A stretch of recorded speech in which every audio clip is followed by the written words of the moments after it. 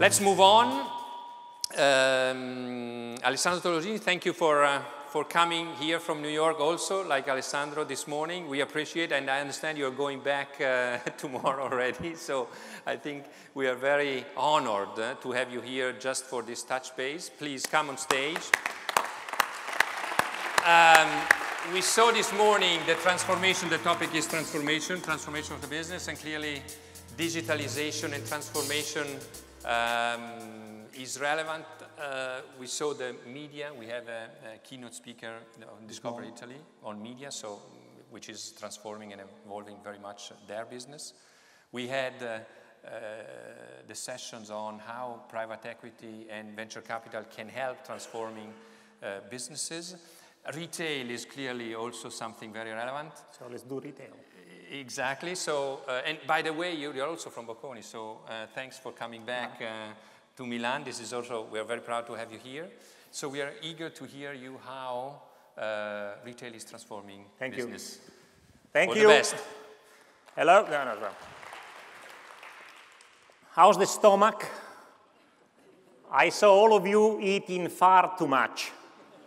So I'm going to use a bit more energy to try to keep all of us awake. Deal?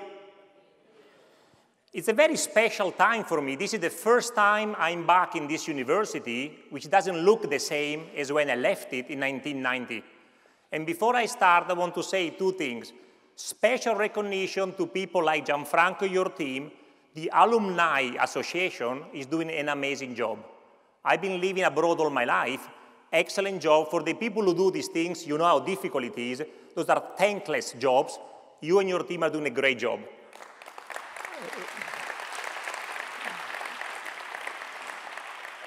And for Bocconi, I can tell you, as an immigrant all my life, Bocconi represents one of the best proud moments of what Italy can do.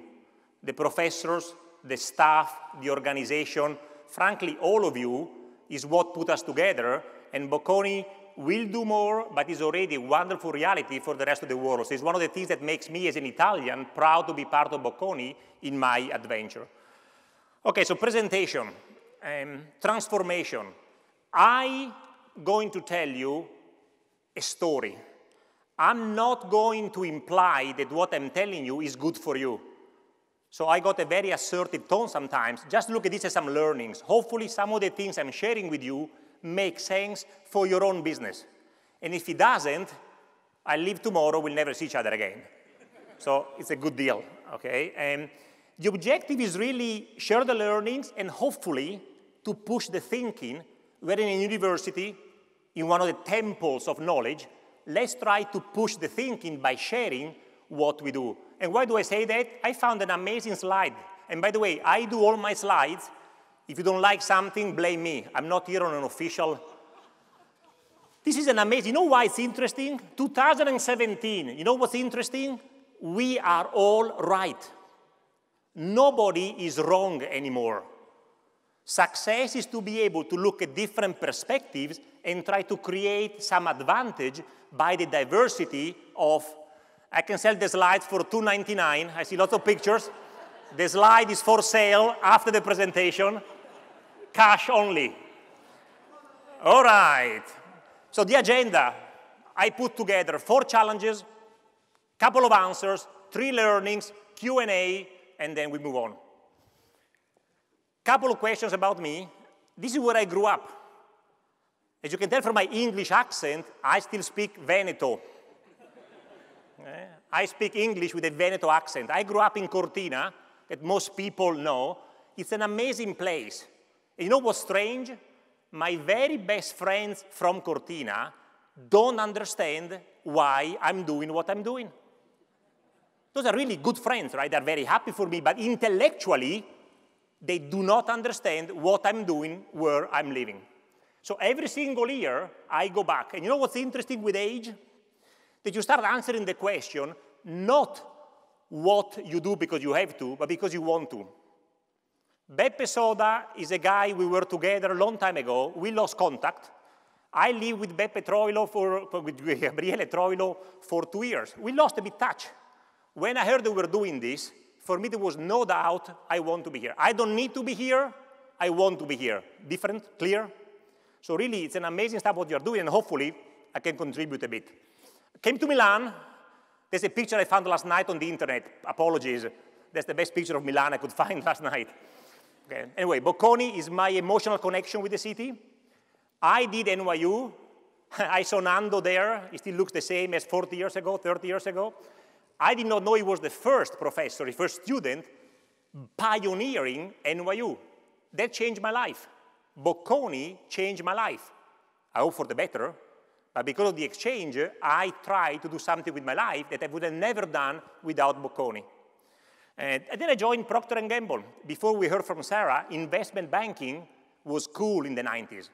I actually had an offer from Morgan Stanley in London, and somebody convinced me to join Procter and selling diapers in the UK. Again, my friends really start doubting about my mental ability 27 years ago. True story. It was not even London, it was Newcastle. Anyway, I joined P&G. You know Procter & Gamble. It's a pretty famous company through the brands they sell all over the world. Global, big, lots of categories, quite successful. I never worked in Italy, which is a bit unusual for this big corporation. I started in the UK. I lived in 5 different countries, 6 now, traveled a lot. My last job with P&G was head of digital and e-business. A very, very transformational business place where no companies knew what to do. And then 2.5 years ago, different story, I left P&G. See, the Americans or the English have this wonderful difference between love and in love. Italians have ti amo e ti voglio bene. I was not in love anymore. I still love P&G. Hopefully they love me back. And I decided to do something else. And I joined Kroger. For most people, Kroger is not a well-known name, but is a very, very strong retailer in the United States. This is Barney Kroger. Go back 1833, typical story of a German immigrant, a bit kind of, Calvinist, work is important, opening his first little store. 134 years later, this is the size of the company. It's a very large operation. Think about Esselunga plus. Okay? It's a big operation.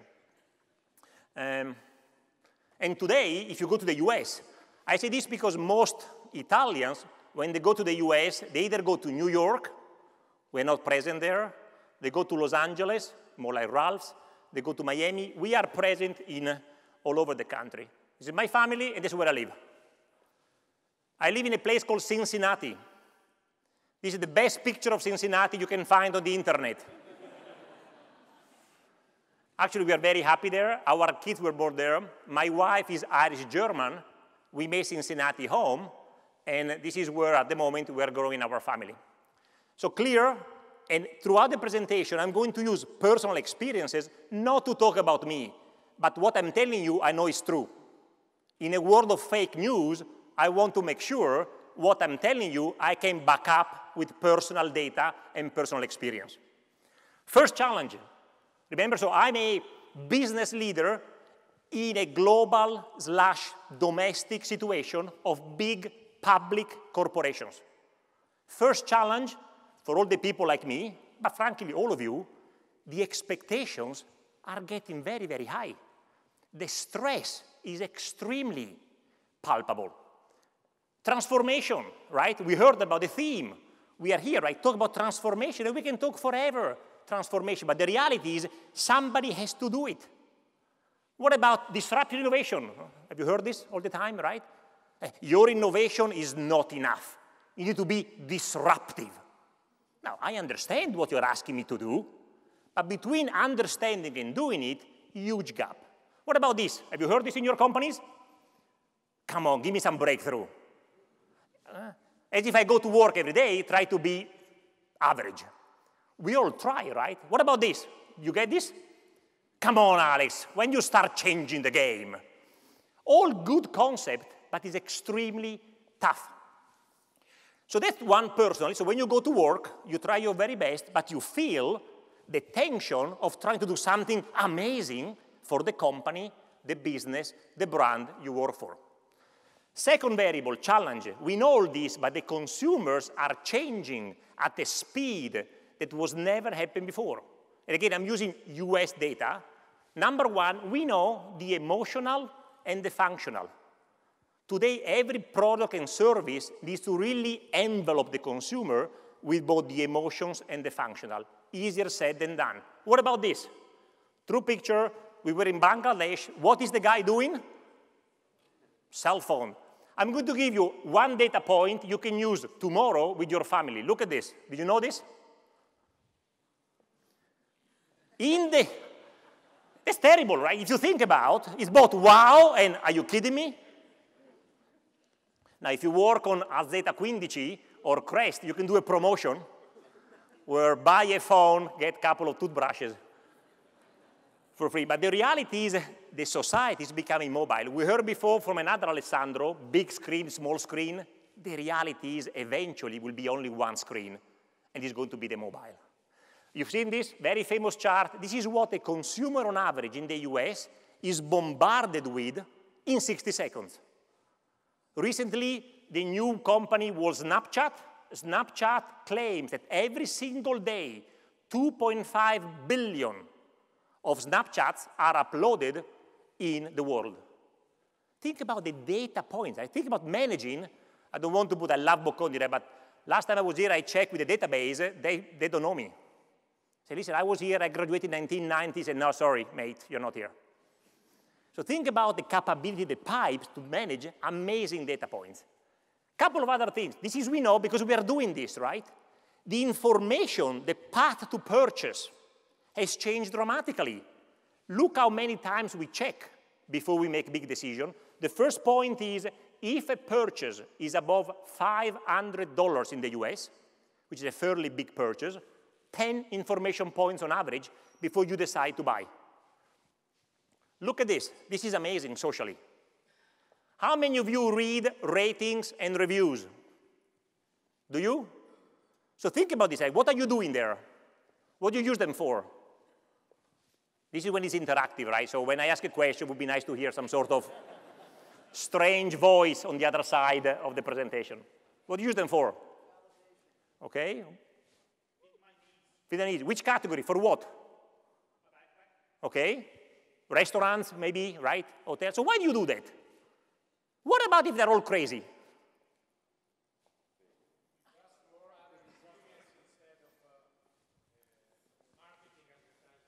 But you think about this. The reality is there are some big decisions, maybe not life or death decision. But let's say you want to look for a dentist. You go to a new country, you're looking for a dentist or a surgeon. Every single medical officer today has rating and reviews. But let's stay much more easy, so restaurant, vacation. You follow the advice of people you will never meet. Think about this. It's almost crazy. Because they may be completely, now why do we know they're not crazy? Why do we know this is not crazy? Right, too many. Yes, I can understand my Uncle Jimmy is crazy, but 25,000 of them? So the power of multiplication, right? The exponential of the law of numbers. And what's important is there's no more trust. I mean, I work all my life on brands. I was under the old school where we own the brands. Who owns the brands? Consumers. One data point. When I was in charge of Tide, which is Dash, the budget for Tide was X. Today, there's much more free media or social media being generated than what a company can afford. It's an amazing transition of marketing. Now, let's talk 1 second about the art and science of ROI. Do you guys deal with ROI? Return of, right? Are your budgets increasing or decreasing? Right? And if they're increasing, tell me where you work and we have a chat. Because most of us need to deliver better ROI with less resources. So let me give you a story that really changed the way we were looking at things. This is the life of a consumer. This is the UK, I think, where we followed, by all days, the life of a consumer from the moment she wakes up to the moment she goes to bed, and how she interacts with social media. 6 o'clock, she gets up. What is the first thing she does? First thing she does is not brushing her teeth, is not say goodbye or good morning, checks the phone, which already per se is a bit interesting. What does she do? What does she do? Which app does she go into? Okay, WhatsApp. She goes into Facebook, this woman, and she tells us, I go to Facebook because I have a bunch of friends of mine who post everything. I'm curious. I want to know what they did last night. Now, do you know that there are people who take a picture of everything they eat? And they post it. Okay? And I respect that. If you're one of them, you got my respect. It's a bit much, but it's okay. So this woman says, I'm on Facebook. So you're now the marketing manager in charge of brand X. You know that your consumer is on Facebook. And let's assume you're going to put an ad, a digital ad. What's her reaction? She hates you. You know why? Because at 6 a.m., I'm on Facebook. My mood is, I want to know what my friends are doing. So your ROI is actually negative. Fast forward, lunchtime, same woman. Lunchtime, what does she do? Phone. What does she open? Facebook. What's her mood? She told us, shopping. I go, I want to buy a dress and whatever. The ad on Facebook, ROI, 3, 4, 5, up to 8x. Are you with me? So think about this. I can say, I'm very cool. I know digital. I'm spending 10% on Facebook. You do it in the morning, not a good decision. You do it at the right time, perfect decision. And in every single business, I challenge you, this ROI is becoming art and science. If I may challenge a bit this wonderful temple, working on the ROI science is something that a lot of people need, and maybe there's something we can do in partnership to try to understand what's the best way to invest the money. Okay, we talk consumers, competitors, crazy busy, right? You know this company? I was on P&G. Gillette is a big business, also in Italy. They started doing subscription model, good but cheaper blades.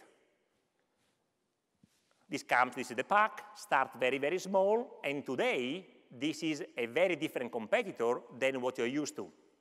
This is our case. On the right are what we call the traditional Kroger competitors in the market. This is the chart today. So think about, again, as a business leader, you are dealing with a lot more complexity. And let me go back one. Yeah, have you heard about these meal kits? Right? It comes home, and you know what's interesting? You receive home your little pack with a meal. It's not just the cooking. It's a social experience with my family. I spend time with my kids to enjoy the experience. It's not the meal per se. They start earning share of heart, not share of wallet. Look at this. This is the penetration of McDonald's in the US. Now, I know I'm in Italy, so I cannot talk food and McDonald's in the same sentence. Because I know that most of you would not really define a McDonald's meal as a meal. But the reality is, for our consumers, there are 15 restaurants within 5 minutes. The point I'm making is choice is unlimited. Fourth challenge, probably the most difficult one, the one that wraps everything up, is the business model are changing. Look at some of these companies. Do you remember some of them? We have no time, but Kodak. Some of you are old enough to remember Kodak, right? A member of my family, capturing the moments more important for me and my loved ones. Where are they today? Died. Nokia, do you remember Nokia? Wasn't Nokia a pretty important company for mobile phones in this country? How many people have a Nokia phone today? Don't be shy. Okay. Okay. Yeah, that's good. It's more than I thought. Amazon, Google, they're all changing the model. Some data from the US, right? Google, the best search engine in the world. For certain categories, today Amazon is becoming the best search engine to look for products you want. So when you ask, today you can buy a car through Facebook. So the business models are becoming everything in one at the same time. So as a business leader, that's a challenge. So you got the expectation of the company, consumers all over the place, competitors from every single angle, and the business model that you cannot define. True story, we met a while ago to, I think, was the 4th employee of Facebook, and the question was from the audience, what is your business model? And the guy, don't remember the name, was courageous enough to say, it's difficult for us to define our business model. Now, in more traditional industries, this answer would not go down very well, because you are expected as a leader to know what to do. So these changes are influencing everybody. Okay, this is Starbucks. Those are my pictures, so some of them are good, some of them are average, but my pictures. This is the first store of Starbucks in Seattle, a mecca, right? People go to pay respect to this amazing, and inside, kind of, lots of tourists. It's like a museum, really. This is the new, and if you go to Seattle, you need to go. It's a roastery, so they roast the coffee. It's not a shop anymore. Look at this. And if you go to Dublin, where my wife comes from, you can go to the Museum of Guinness. I strongly recommend you to do. They just opened this because the consumers want to feel, touch, experience the product firsthand. That's an example of Starbucks. San Francisco, next time you go there, stop by. This is a restaurant, pretty full, right? No people, meaning no people serving you. So you go in, there on the left, there's a bunch of iPads, and you place your order. And after 5, 6, 10, 20 minutes, you receive your order. Now, I do hope some people are behind the screen, but with artificial intelligence, we'll talk this later on. Now, the usual comment I get is what? When I show this, what do you think I receive as a comment? What a sad life. There's no interaction. In some activities, actually, people are telling us they don't want interaction when it adds no emotional value. And believe me, plenty of people are doing a lot of business there. Example of business model. Okay, so I try to put myself in the shoes of, okay, those are all the challenges from 2 different industries. I show you retail and manufacturing.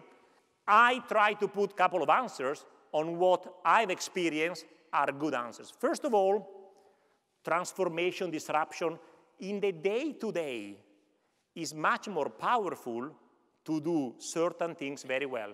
Sarah before said strategy and executions are very important. So some example of, call it innovation. You can tackle this with different forms. One could be product. Sounds obvious, but it's still very difficult. Do we have this in Italy? So the point there was the category, the behavior, the consumer action is different than in the past. And today is a multi-billion-dollar category that did not exist before in this form. You have this one here?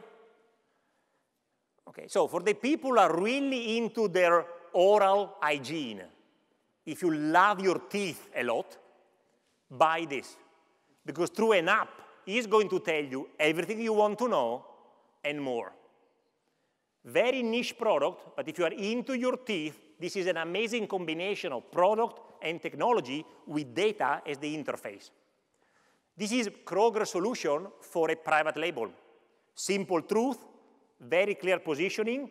It's simple because it's free of 103 ingredients, and you use product to make a certain point on innovation. Service, click list. I think you have it in Italy as well. Esselunga, I think Tigros, if you're from Varese. I read that some companies are doing click list. If you are French, this is your Auchan, kind of, Carrefour, and all the others. You go in, and practically they put the stuff in your car. Process. Look at the challenge there. I got this job. We had 1,400 brand websites. So innovation can also come. The first I want to show you is consumer-facing. This one which is behind.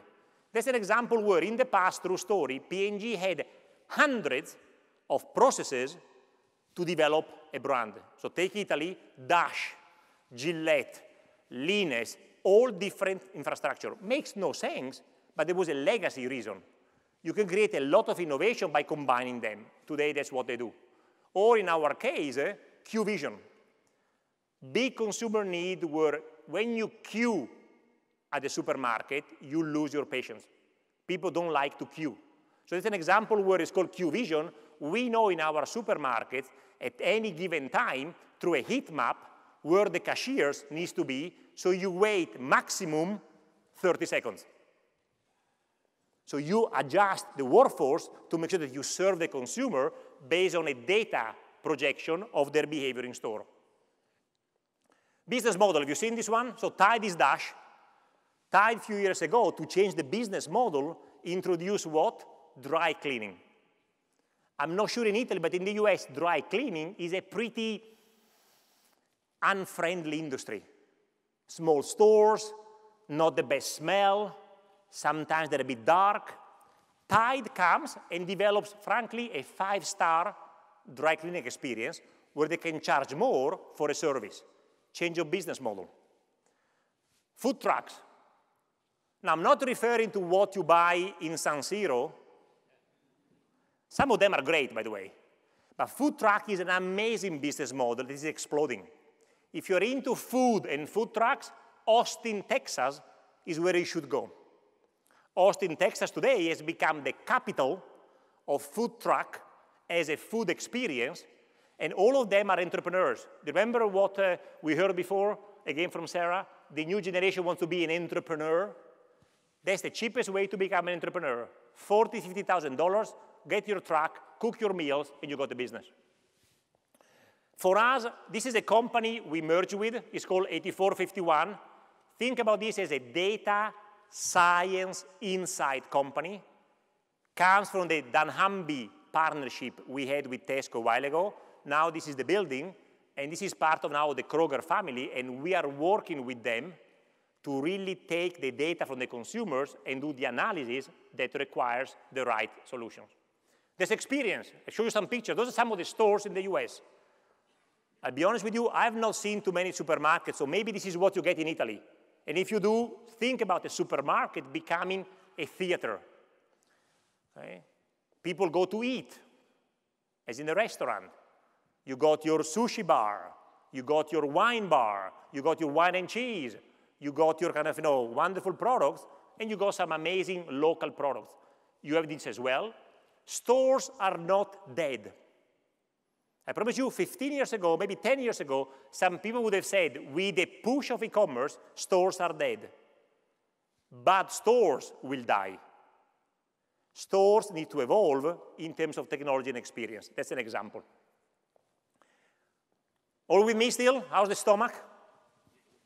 Do we need some sort of stuff, eh? Yeah.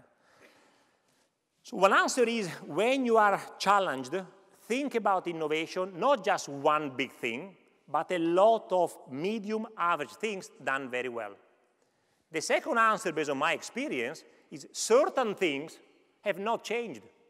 That's where a university like Bocconi needs to continue to train the new generations to make sure they master these skills. Consumer understanding, everybody agrees.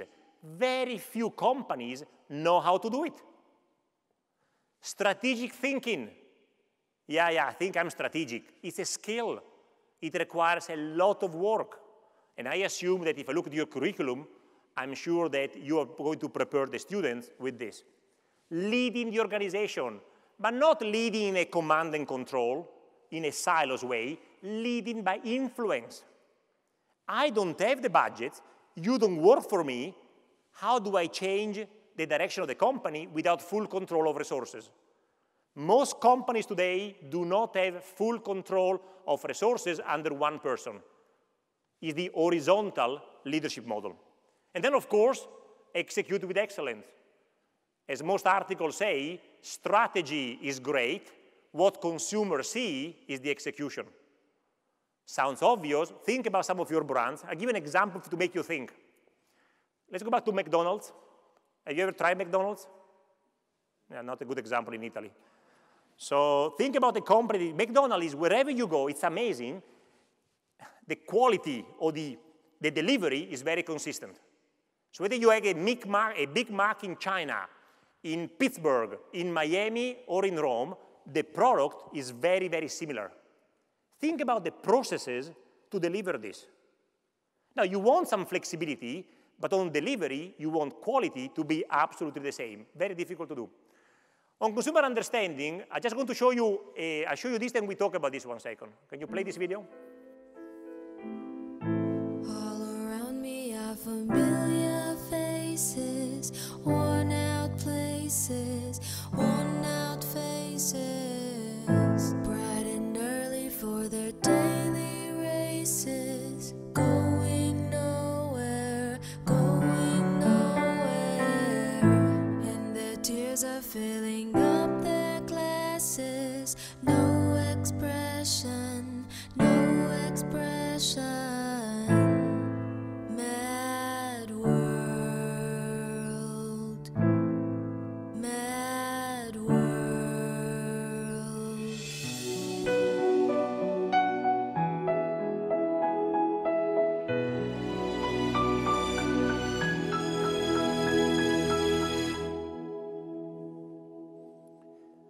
I could have used, honestly, tens of examples. I picked this one for 2 reasons. Number one, I think you sell Pantene here, so you know it's a shampoo you're aware. But brands becoming a platform through consumer understanding, I think it's self-explanatory. You got the message, right? That in society, unfortunately, still in most societies of the world, there's a double standard between men and women. I call it double standard to keep it kind of, clear. Same behavior, the interpretation is different. Pantene captured that, but they also try to do this as a platform to create a social conversation. And this created a lot of good discussion to try to improve the way we interact with each other, no matter the gender you're in. Okay, so we talk about answer. Innovation is not just one answer for transformation. It's through a lot of buckets. And the second is, what are the core capabilities of your company, and are you the very best in doing that? So out of all this, I thought, since I'm in university, I try to share a couple of learnings and see if they make sense. The first one is this: no matter which industry you are in, Bocconi staff, you're a company. If you look at your balance sheet, you need to spend disproportionately on IT. There's no way out. Every single company needs to spend disproportionately on IT. They need to realize that every company today is a technology company. And again, everybody agrees, right? This is common sense. Common practice is what I'm pushing for. How do we turn common sense into, are you doing that? If you are, great. If not, we got work to do. So think about this. Technology has always been useful. Are you kidding me? Forever. Then it became necessary. In some industries, indispensable. I'm challenging is now the business model. Whether you do handmade shoes in Florence, or you do kind of, Tide in Lima, or you do Simple Truth for us, is the business model. If you think this way, what strategic decisions, what investment decisions you're going to make to really deliver. If you're a new company, easier.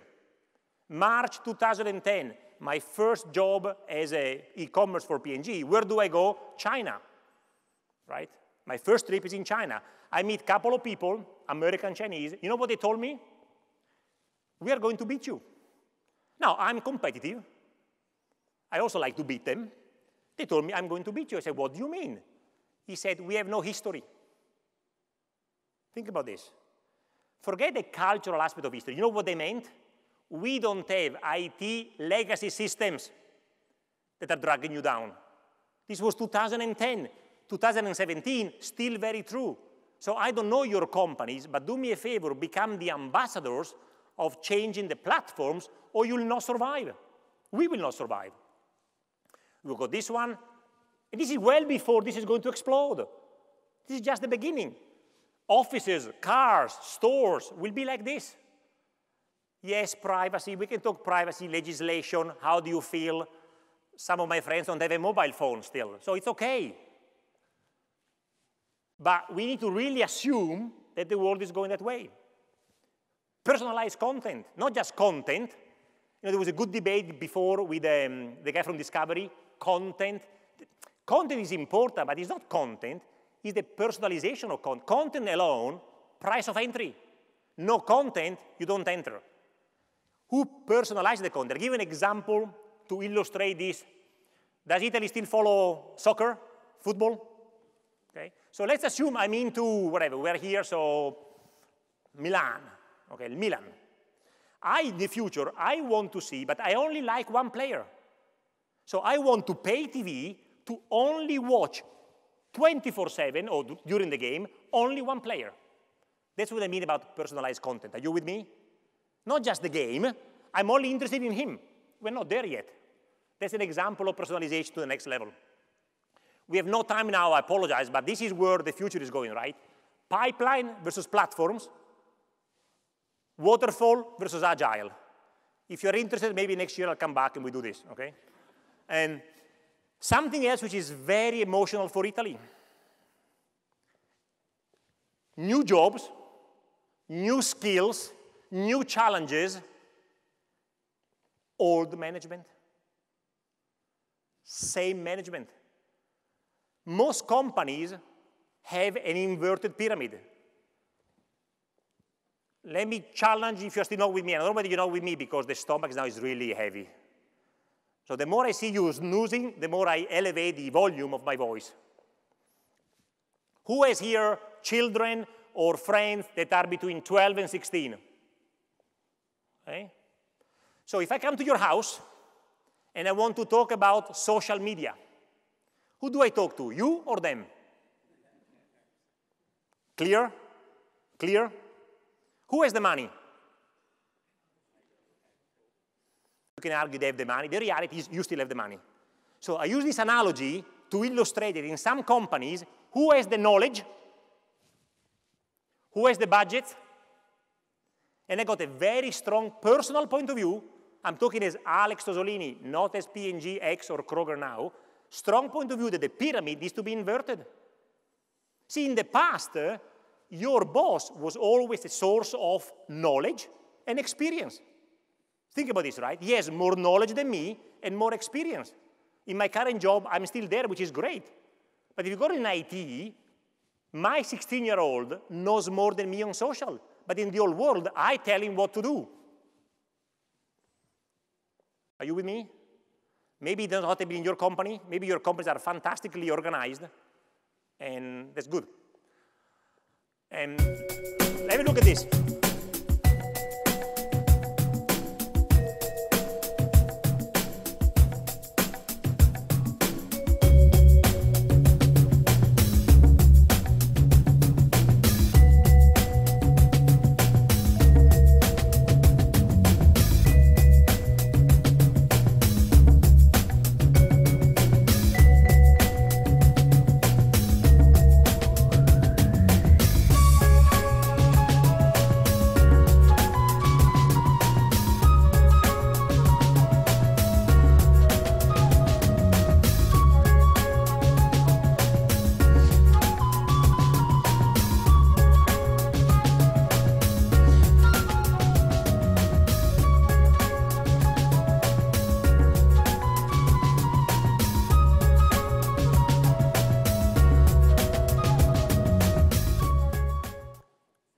Point made. So again, Bocconi, I compare this with my process, and I'm old now, of finding a job. And this is not relevant for every job. I'm not trying to be too provocative, but I'm trying to push a bit the thinking, right? When does the work of a university stop? With a diploma, the degree, the gold medal, which I think I lost, I need to check, or with a service. And that's an example because, again, if you don't think this way, this is a very clever little technology-enabled solution. A few years ago, you couldn't, right? Because you couldn't find these people. And it's based on what? Make no mistake, it's based on an amazing consumer insight. What that insight is? Top creative people Google themselves more than the average human being. And therefore, it plays, so it's not a random plan. There's a consumer insight, there's a perfect execution enabled by technology. Beautiful. I look at this and say, wow. We lost everything here? No. Okay, we're here. Almost done. Point clear, change and speed. We were talking during lunch. Lots of skills are the foundation of creating the generation of the future. Again, Bocconi, amazing role you play. But I can tell you, change and speed are the two new currencies. Change and speed, and most people are creatures of habits. So they're not very good in change, okay? Couple of examples, real example. On the left, this is how I made a career. Very simple, right? When I was really, really hot, I had to develop 3 commercials, TV copies, a year. Maybe some digital and print. We heard before, apparently there's a lot of print here still in Italy on some of the categories. This is today, it should be 3D, the marketing plan of a big brand. So some of the capabilities, this is not done by me, but I asked permission to the current Tide general manager. This is what they call the Tide newsroom. Tide today in the US is managed like CNN, right? So they got a newsroom where picks at every single second news that are relevant. We have no time, but one example was there was a famous race car, there was an accident with oil spilling, the people used Dash or Tide, within a day there was a TV spot talking about Tide is here to help you. I promise you, I did this job. This is a different job than when I did it. The skill for the new people is completely different. Okay, and then, last learning, to make things a bit more exciting, just the beginning. Let me show you some pictures that are self-explanatory. Happening as we speak. Happening, you know what this is? You know what this is? This is Google investing on the planet to make sure every single corner of this world has internet access. You know this? You have it here? Voice activated. The touch point, the swiping, old stuff, will all be voice activated.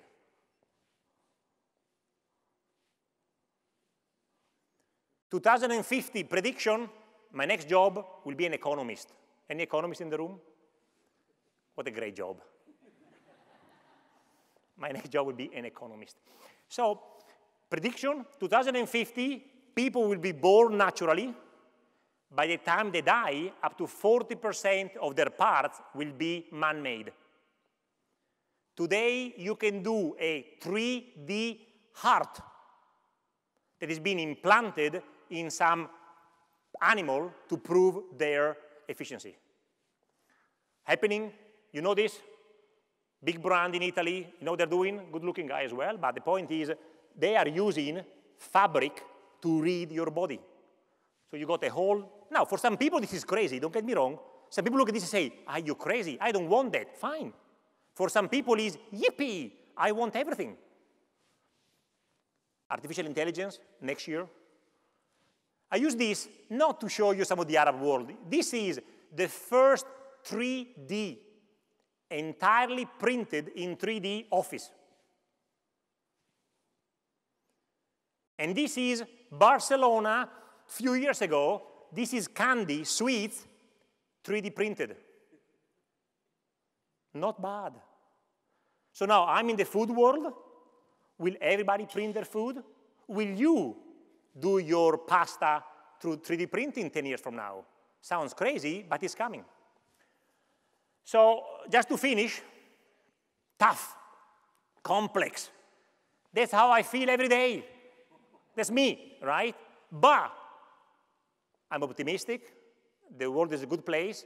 We have a responsibility emotionally, socially, intellectually, to partner with companies like Bocconi and all together make the world a better place. Thank you very much.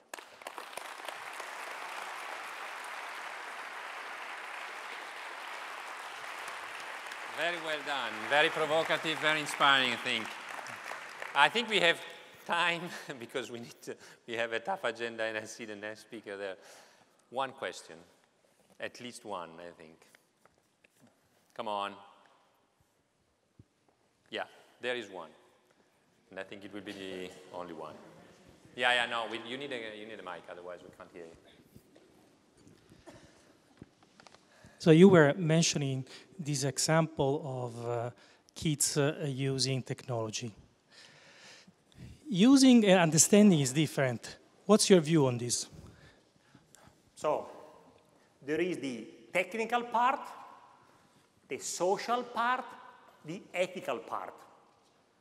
Big stuff, right? So let's start with legislation. Who do you think moves faster? Rome, Berlin, Washington, or Apple, Google, and Microsoft? The second. Right? Yeah. Even some universities, Bocconi is different, don't move as fast. So the point is this, there's going to be a gap. And you know what's happening? Some of these technologies, by the time you legislator look into this, already become billion users. So you legislate based on the action behavior, not the intended behavior. So the first challenge there on technology is, my plea is legislators need to be much faster. When I say change in speed, don't get me wrong, I mean for everybody. This is not your industry and you can go slow. Slow and not changing is not going to go anywhere. So that's the technology. Kids, supervision. We were in Washington State a few months ago, and we were interviewing a group of millennials. You know what was interesting? There was a very good discussion. After 10 minutes, they pushed back. And they said, we are really angry that you believe that our technology is making us less social. Just because you guys and girls, older people, don't use technology, don't tell me that's my way to communicate. So I need to recognize that maybe they are right. You know what I mean? So technology is through the use of the user, through the lens of the user. And the risk we are doing is we apply our past to judge some things. Then there's a line which is called ethics, moral, black and white, illegal, where we don't cross. But in terms of technology, our job is to push it as much as possible. Because if not, they're going to push it on us anyway. This is not something you can slow or stop. So it's a combination of those three. Yeah, there is one there, and this is the last one, yeah. Yeah. So the first learning that you exposed is about, again, becoming every company, becoming a technology company, but technology evolves so fast that the costs of updating the technology and things eventually are going to become legacy, whereby legacy I mean something old. You can't be changing all the phones in your company every year. So how do you cope with this open continuous network wave of innovation that's causing costs? Open networks. So let's give some example. You know, Apple, closed loop. Google, Amazon, open loop. Amazon launched Alexa, voice activated, as a closed loop first. Today, you can go an API and introduce your technology in an open network. That's becoming legacy at any point, at some time. Sure, yeah, but you're also going to move, right? What's important is your question is great, but what's the answer? Standing still? No. You need to make some choices where you're going to bet some money where it makes sense. I know legacy system is a huge burden, and every system becomes legacy eventually. That's why waterfall, agile, pipeline, platforms. So if you're still designing with waterfall and pipeline, I can tell you already, big challenge. Platform will always become obsolete, but less. You need to start something. It really depends on the company you're in, right? I'm coming from a place where we have a lot to do to get in the game. If you are already here, you need to think about the next one more than maybe me. But open. Yeah, I need to go. Yeah, don't move. Don't move. Sorry. Too energetic. By the way, there was no watch clock there. Yeah, It was because misleading a bit. open end for you. I was open network, you're smart. Excellent. Open network. Alex, No, thank you thank very you, much. thank you. No, stay here. You get this also. Bocconi, Largo Treve is the first. Beautiful, thank you. And if anybody, because I had to cut the questions, has additional questions, I'm here for dinner. I'm here for he's dinner. here for dinner, so please open end. Yeah, thank you. Thank you, Alex. Thank you.